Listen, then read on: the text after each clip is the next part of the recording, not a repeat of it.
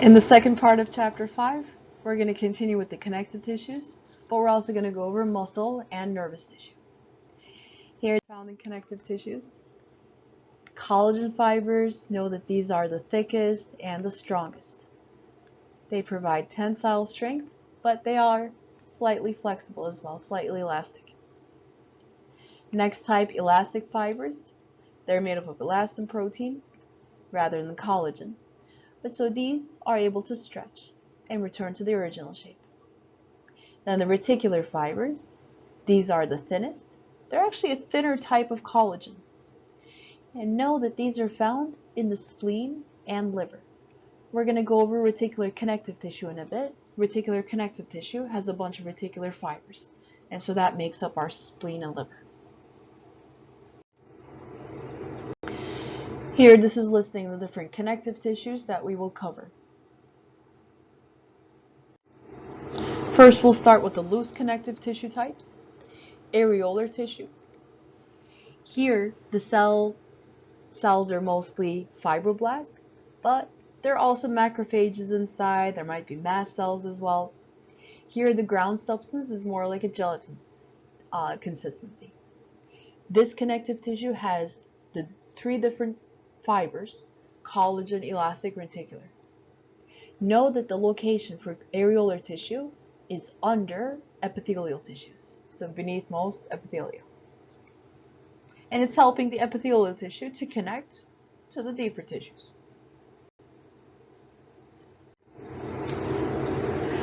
Next connective tissue is adipose. Adipose tissue is really just fat tissue.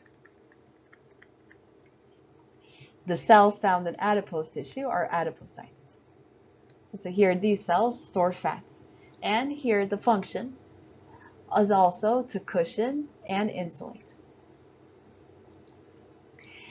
Most of the cell is taken up by fat that we can see in this picture. So this white part is fat. These cells do have a nucleus, but it's pushed off to the side. The different locations for adipose tissue, it's found beneath the skin, behind our eyeballs, but really just as an overview function, location, is that this tissue covers organs to protect and insulate them.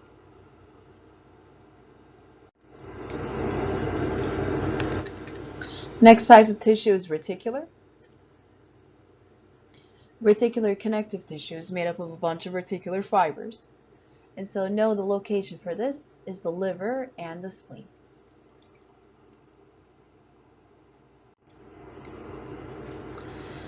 Now we're going into the dense type of tissues.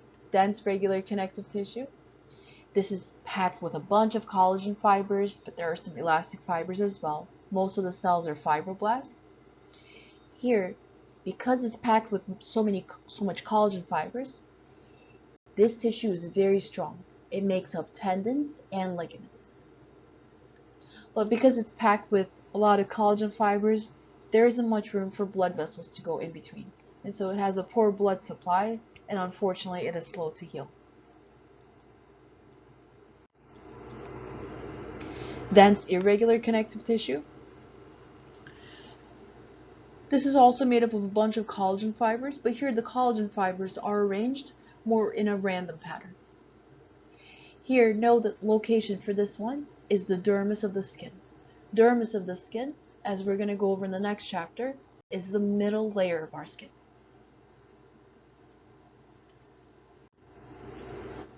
Elastic connective tissue is made up of a bunch of elastic fibers, but there are some collagen fibers in there as well.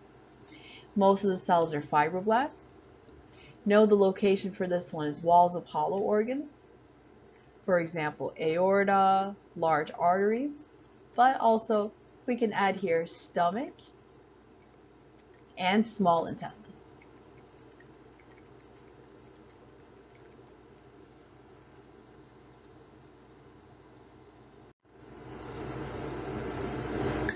Cartilage is a type of specialized connective tissue. Now it's more rigid. Its ground substance is much thicker, and it helps to protect, support. Note that the cells are chondrocytes. that make up cartilage. Chondrocytes are the cartilage cells, and they're located inside lacunae, which are chambers. And so here, really the lacunae are just these protective coverings. So imagine inside we have the chondrocytes, and so then this outside part is the lacuna. If you only have the A at the end, this is the singular way of spelling it.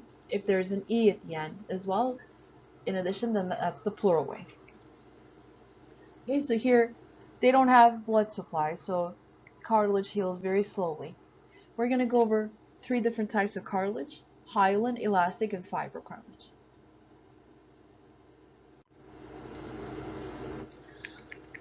Hyaline cartilage, the most common type.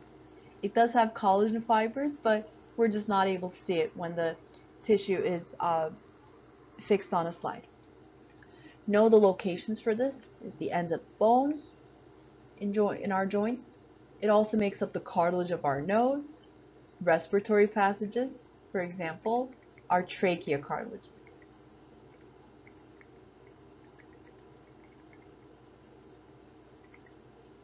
Also, we can see in this picture, it does also make up our rib cartilages.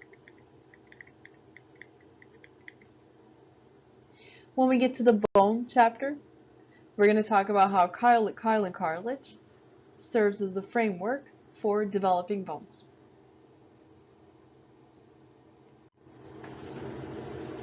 Elastic cartilage.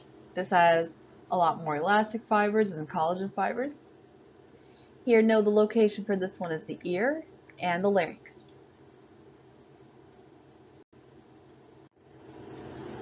And the third type of cartilage, fibrocartilage.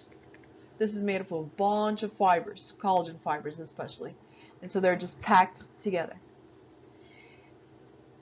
Know the locations, the intervertebral discs, and the pads of our knee and the pelvic girdle.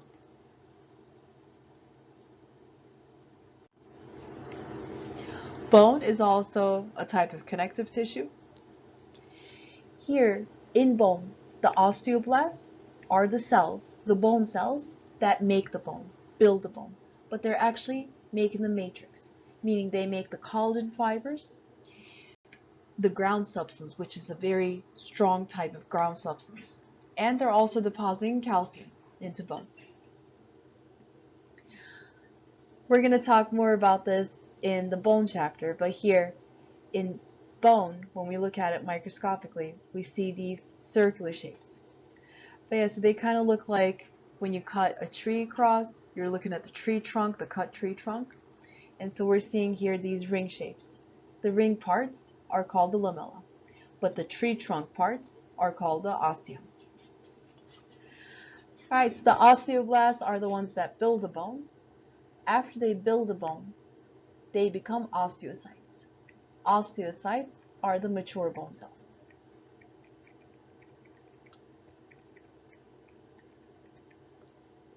Versus osteoblasts, they build bone and then become osteocytes.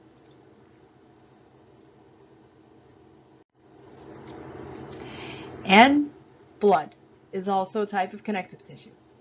So here blood has different red blood cells, white blood cells, platelets, so it has these different cells. Its matrix, the ground substance, is a fluid type. So here its matrix is really the plasma.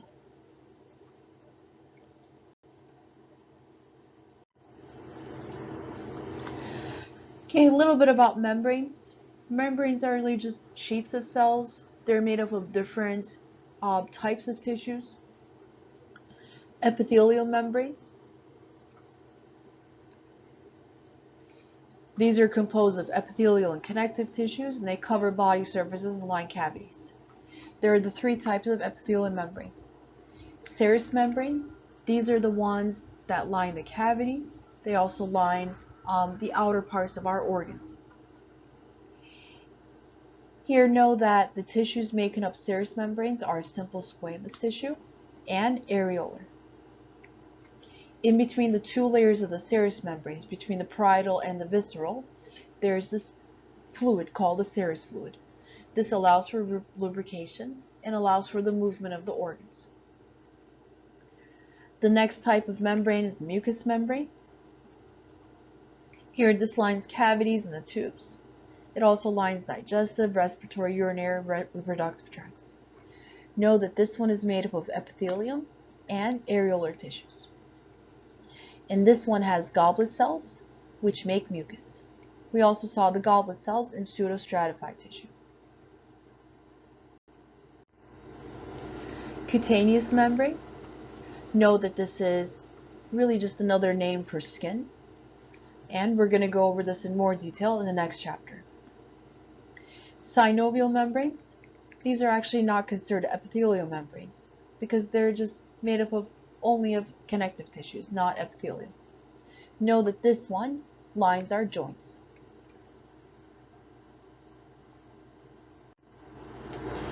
Okay, so that was it for the connective tissues. Now the muscle tissues. There are 3 different types. Muscle cells are also called muscle fibers. And so they're able to contract, meaning they can shorten. And when they shorten, they can get thickened as well. We'll start with the skeletal muscle tissue. It's attached to our bones. Know that this tissue is striated, meaning here, when we look at this picture, we're seeing these thin lines going up and down through the cells. Here we're seeing these thin lines because of the way that the proteins are arranged inside.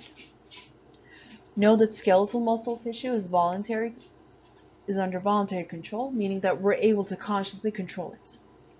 It has multinucleated cells, meaning one cell has more than one nucleus. And also know that skeletal muscle cells are long and parallel cells.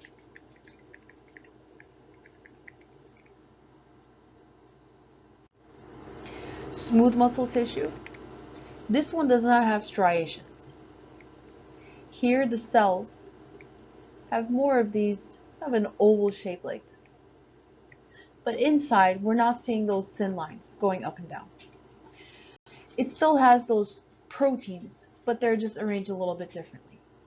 Know the locations for smooth muscles, the walls of hollow organs, and the walls of blood vessels. Hollow organs, for example, stomach, intestine. And so we saw that elastic connective tissue is also in our stomach intestine, but in addition to that, we also have smooth muscle in the walls. And the third type of muscle tissue, the cardiac muscle, it's found in the wall of the heart. This one's cells are branching. It is under involuntary control, just like with smooth muscle. We can underline that part for smooth muscle, involuntary. Cardiac muscle cells are striated. Here we are seeing those thin lines. In addition to those thin lines, those striations, there are also these thicker lines that we see here. Those are called intercalated discs. These are very strong connections between the cells to prevent these cardiac muscle cells from coming apart from each other. And they're a type of desmosomes.